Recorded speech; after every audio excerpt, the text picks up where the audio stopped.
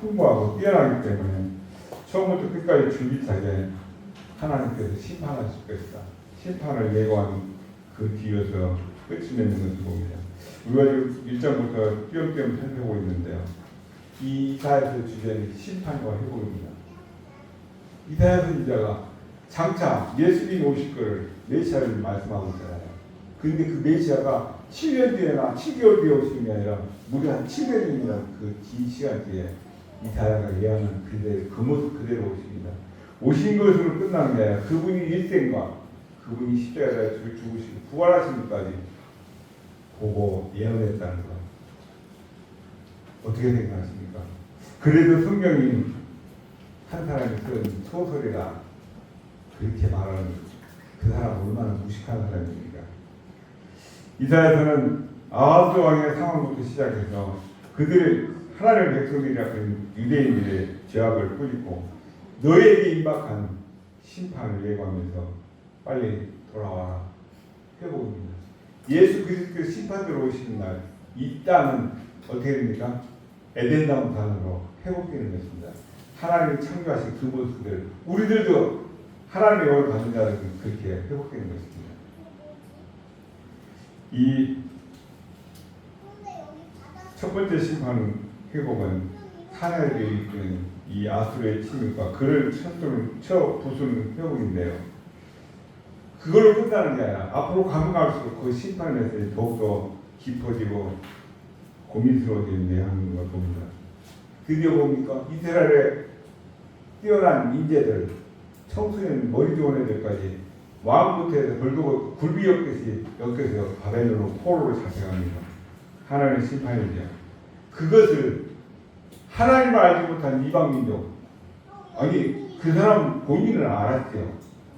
그러나 유대인들이 인정을 안 했습니다. 누굽니까? 페르시아의 바사의 왕 고레스에 의해서 포로로 풀려나서 귀환하는 것을 스룹바벨을 통해서도 우리가 살펴봅니다. 이처럼 이사야의 선지자의 메시지가 절정에 도달할 때 이스라엘 백성들은 회개해야 되는데 그렇게 포로로 잡혀갔다 왔으면서도 그들의 죄악이 극치를 달렸다고 그렇게 말씀하고 있습니다. 하나님께서 허락하시는 그 심판의 동원 적군들 하나님의 백성들이 돌아오라 경고했는데 돌아오지 않으면 적군을 들어서 회초를 사용하신다는 것입니다. 그 긴급한 전쟁의 상황과 하나님께서 대적들을 물리치시고 드디어 자기 백성을 구원하시는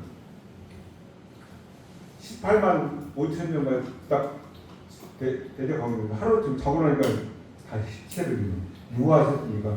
하나님 하신 거잖아요. 근데 참 하나님은 저는 아무리 생각해도 우리가 갖고 있는 오장 육보라고 합니까? 배알도 안 꼴리신가 봐요. 톡도 없으신 것 같아요. 여하튼 전부 다 썰어다 동해바다 고기밥 시키고 그래도 속이 풀어나지 않을 텐데 그러고도 또 대신 싸우시고 구원해 주시고 보호해 주시는 그것도 하다가 안 되니까 아들까지 보내서 십자가에 달려 죽게 하시는 그 사람 우리가 어떻게 다 이해하겠습니까? 36장에서 39장을 제외하고는 대부분이 시가체로 쓰여져 있습니다. 시처럼. 그런데 이 이사야서는 문자 그대로 읽으시고 받아들이면 오역이 너무나도 많습니다. 저도 이거 대학 서기하면서 한정권 박사님한테 배웠는데 너무 이사야서가 이렇게 어려운 거였구나. 원어를 대조하면서 명상의 형용사 쭉 그러니까요. 이 나무가 성장하는 모습, 그리고 작벌, 나무를 베는 모습, 도끼에 찍혀진 모습, 그런 걸 묘사할 때 그 나무가 누구를 무엇을 상징하는지, 그리고 그 찍히는 모습은 무엇을 가리키는 것인지, 그 이야기가 우리 독자들에게 무엇을 주고자 하는 교훈은 무엇인지 우리는 생각해야 됩니다. 독자는 그 문장의 풍미의 채취를 느껴야 되고 그 글자 한자 한자 속에 함축되어 있는 풍부한 의미를 깊은 곳에서 이끌어올리는 작업도 해야 된다고 그렇게 밝히고 있습니다. 이사야서가 담고 있는 이 그 깊은 의미들은 어떤 사람은 하나님께서 풍부한 메시지를 접하고 놀라게 될 것입니다. 크게 세 달이라고 구분할 수 있는데요. 1장에서 39장까지 일부를 지금 살펴보고 있습니다. 이 내용들은 이사야 선지자가 살고 있던 그 당시에 하나님의 백성 유대인들의 죄악을 꾸짖으시면서 그래도 안 돌이키니까 그걸로 인한 하나님의 심판, 징계가 다가오는 조건들의 침입 곧 쳐들어올 것이라는 예언을 하세요. 조건의 침입을 실감나게 그리고 격렬하게 묘사하고 있는 것을 봅니다. 그렇지만 하나님은 징계 뒤에는 반드시 회복시키는 것을 볼 수 있습니다. 우리가 지금 일부에서도 회복도 전쟁을 통해서 회복하게 하시고 그리고 미래의 왕이 세상을 통치하는 그 모습으로 나타나는데 그 역시 미래의 모습도 격렬한 모습이 나타납니다. 2부는 40장 1절에서 56장 8절까지 그리고 3부는 56장 9절에서 마지막 66장 24절까지입니다. 성경이 신구약 몇 권으로 되어 있죠? 66권이죠. 이사야서 66장으로 되어 있습니다. 뭐 생각 안 되십니까? 근데 신구약 전체 66권은 한 단어로 요약하면 회복입니다. 이 이사야서도 주제가 회복입니다. 돌아와라 경고 날리시면 초청장을 받으고 돌아오면서 됐는데 미련한 우리 인생들은 매 맞고도 안 돌아오는 사람들이 있죠. 우리가 앞에서 살펴봤던 것처럼 오늘 이사야 선지자는 당시 강대국들을 향한 심판 메시지를 선포하고 있습니다. 그런데 이 심판 메시지는 이사야 선지자만이 한 것이 아니라 예레미야 선지자나 에스겔 선지자 동일하게 선포하고 있는 걸 봅니다. 나홈 선지자도 그 시대에 강력했던 아스토르의 수도인 니느웨로 가서 심판을 전환할 때 나는 못 갑니다. 저들은 쓰레기들인데 내가 어떻게 저들이 회개하고 천국 주인 백성들이 꼬라지를 보겠습니까? 아마 제가 좀 비슷한 것 같습니다. 제가 좀 잘못했죠. 저는 일본 사람들한테 크게 직접 당하고 고난당한 건 없는데 왠지 제 피 속에 흐르는 DNA가 그렇게 들어서 배웠어야 되지. 일본에 가서 복판에 가서 동경 어디 가서 예수 믿고 천국 갑시다. 안 내릴 것 같습니다. 아직도 제가 마음이 열리지 않는 그런 사람입니다. 이렇게 하나님께서 시대마다 선지자를 통해서 악한 이방 나라에 대한 심판을 선포하시는 이유가 무엇이겠습니까? 그러면서 너희들이 그 악한 대적들을 두려워하지 말고 헛된 것을 의지하지 마라. 오늘 보면 이 앞에서 보면 뭡니까? 유대인들은 하나님의 백성이라고 하고 있어서 축하하면 어디로 가요? 옛날이요. 애국 최첨단 무기, 최첨단 문명, 파워가 힘이 있으니까 하나님한테 무릎 꿇고 기도하고 구해달라고 매달리는 게 아니라 사람을 의지하고 말을 의지하고 욕망스러운 군인들을 의지하는 그 모습. 그런데 하나님은 거기 가봐야 그들도 인간이다. 너희들하고 똑같은 인간의 족속이고 말 별 볼 일 없다. 내게로 돌아와라. 내게로 돌아와라.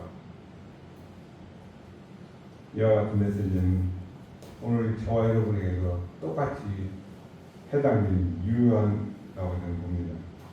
우리는 어떤 상황에서 어떤 형태에 처하든지 오직 하나님만 따라 섬기는 것이 우리에게 닥쳐올 심판을 피하고 승리하는 길인 줄 믿습니다.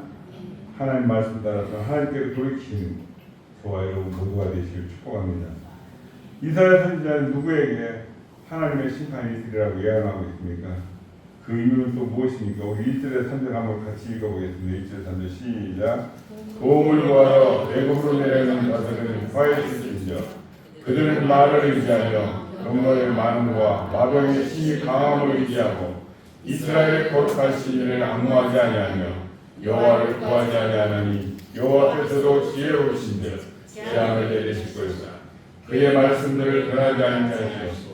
일어나사 악행하는 자들의 집을 치시며 행함을 돕는 자들을 치시리니 애굽은 사람이요 신이 아니며 그들의 말들은 육체의 영이 아니라 여호와께서 그의 손을 펼치면 돕는 자도 넘어지며 도움을 받는 자도 엎드려져서 다 함께 멸망하리라.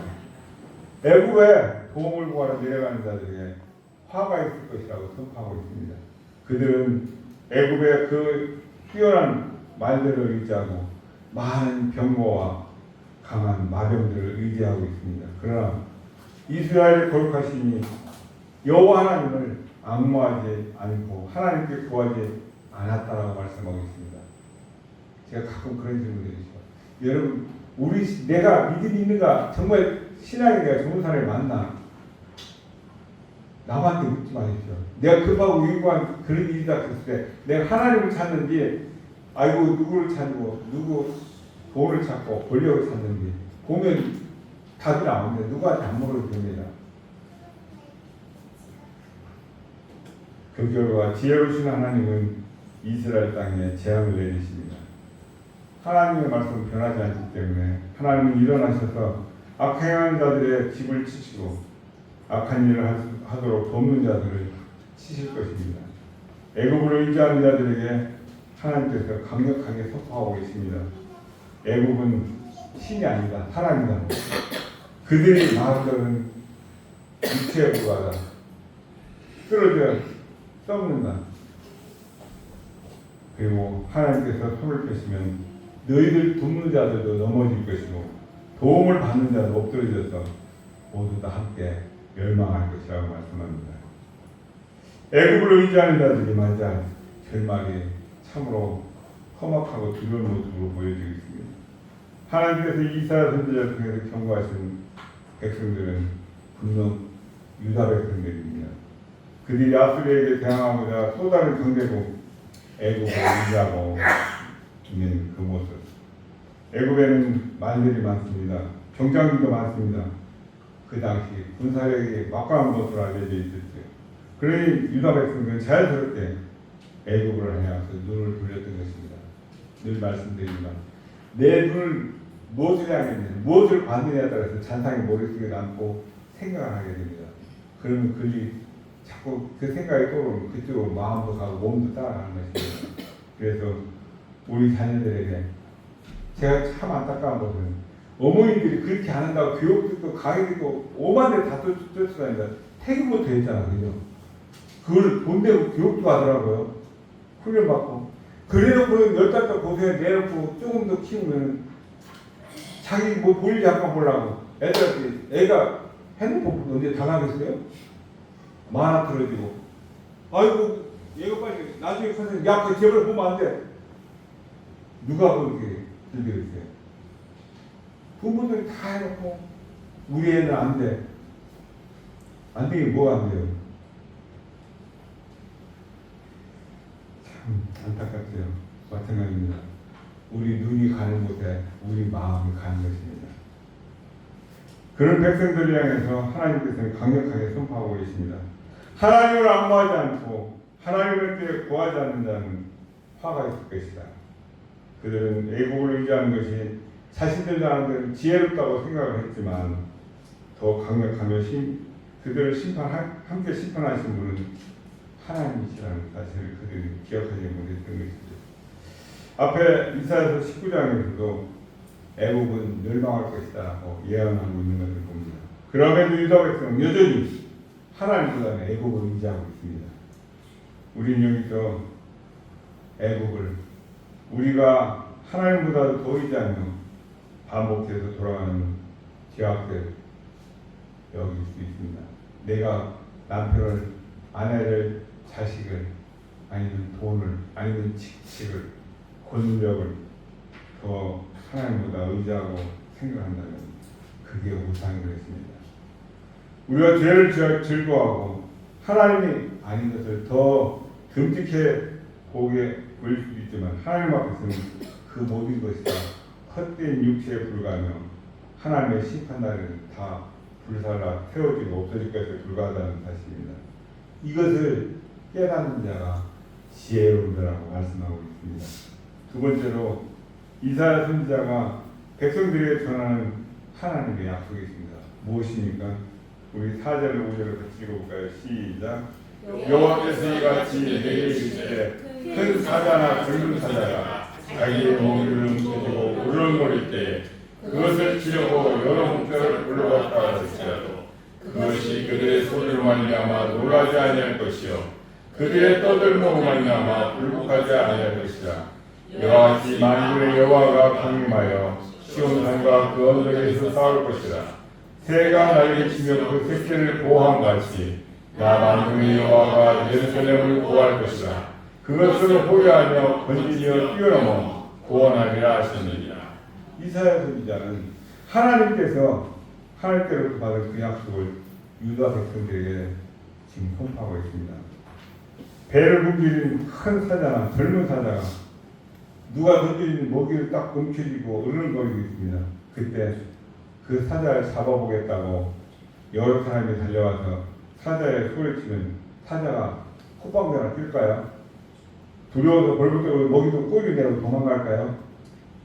아마도 너희들 아마 먹이가 소리쳐봐라. 나는 일단 내 먹이 먹고 배를 불러야겠다. 아마 신경도 안 쓸 것입니다. 눈도 깜짝하지 않을 것입니다. 하나님은 오늘 그런 사나운 사자처럼 시온산에 강림하셔서 예루살렘과 백성들, 하나님의 백성을 지키셨다고 말씀하고 있습니다.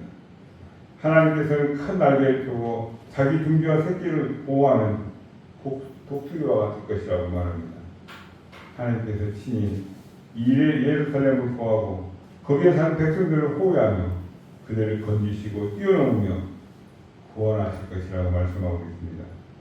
이처럼 하나님의 확실한 구원의 약속이 이스라엘 백성들, 즉 유다 백성들에게 주어지고 있습니다. 그들이 늘 두렵게 생각하고 있는 이웃 아수르가 침공하려고 하자 유다 백성들은 하나님을 앙무하지 않고 자기들 평소 선망의 대상으로 생각했을 때 자기들 눈으로 자기들 생각으로 애국은 분명히 아수르를 싸워도 이길 거야. 애국으로 자기들 눈이 향했고 드디어 사신들을 분리 파송하고 있는 그런 모습입니다. 그러나 애국은 한낱 고깃덩이에 불과하고 진실로 강한 분은 누굽니까? 하나님이십니다.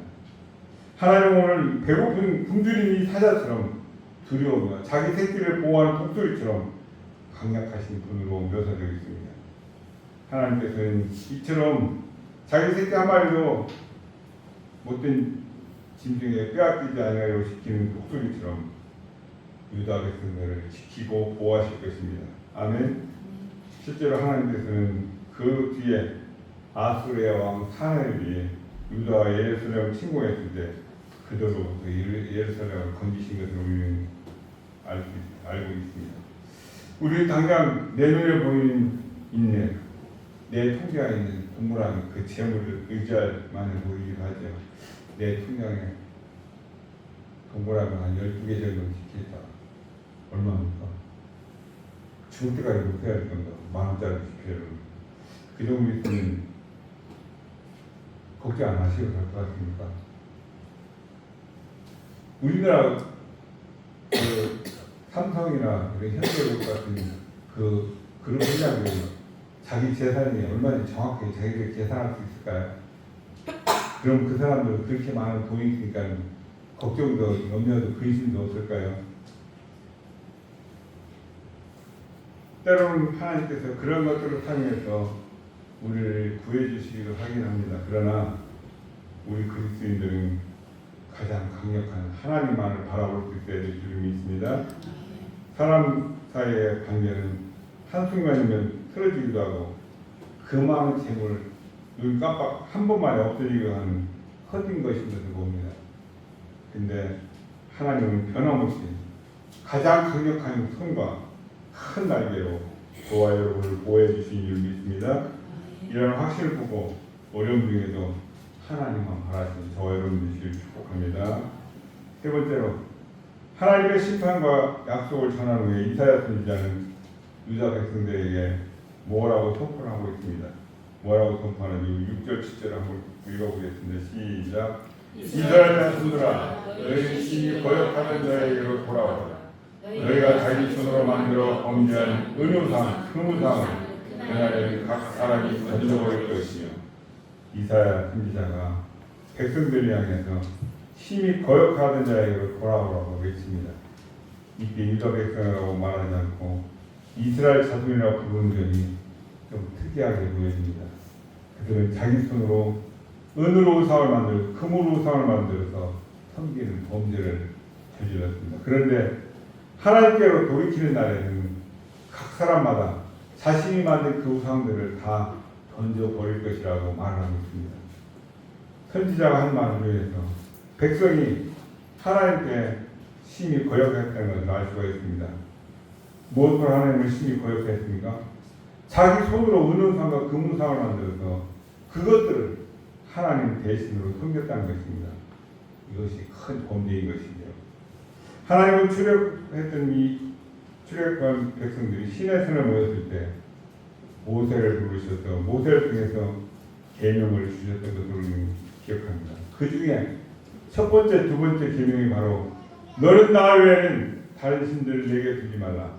너를 위하여 새긴 우상을 만들지 말고 또 위로 하늘에 있는 것이나 아래로 땅에 있는 것이나 땅 아래 물속에 있는 것에 어떤 형상도 만들지 말며 그것들에게 절하지 말며 그것들을 섬기지 말라. 출애굽기 3장 20장 3절에서 5절 말씀도 동일한 말씀입니다. 이런 계명을 어기는 자에게 주어진 징계와 계명을 순종하는 자에게 임할 복과 함께 말씀이 선포되고 있습니다. 나 너의 하나님 여호와는 질투하는 하나님인즉 나를 미워하는 자와 자의 죄를 갚되 아비로부터 아들에게로 3, 4대까지 이르게 하거니와 나를 사랑하고 내 계명을 지키는 자에게는 1000대까지 은혜를 베푸느니라. 아멘. 제가 전에 말씀드렸죠. 누가 그랬더라고요. 목사님 그 거창 그 산골에 있지 말고 서울로 올라오세요. 서울 아니면 경기도로만 올라와도 대박 날 것입니다. 뭐가 대박인데요? 사람 숫자 많이 모이면 대박입니까? 이제 추수 때 보면 저희 옥수수에 지나가는 사람은 와, 저 집에 옥수수 대박 났겠다. 옥수수 많이 땄겠다. 그렇죠? 키는 얼마나 큽니까? 10개 따면요 5-6개 쭉쭉 들고 오느라고 완전 사기 딸 때마다 여기 옆에 한번 까는 거 보십시오. 몽둥이처럼 뜯어도 안 본 것도 많아요. 왜? 눌러보면 씨가 없으니까. 추수는 해봐야 됩니다. 아멘. 대형교회라고 몇만 명, 몇십만 명 모인다고 다 알곡이라고 말할 수 없을 것입니다.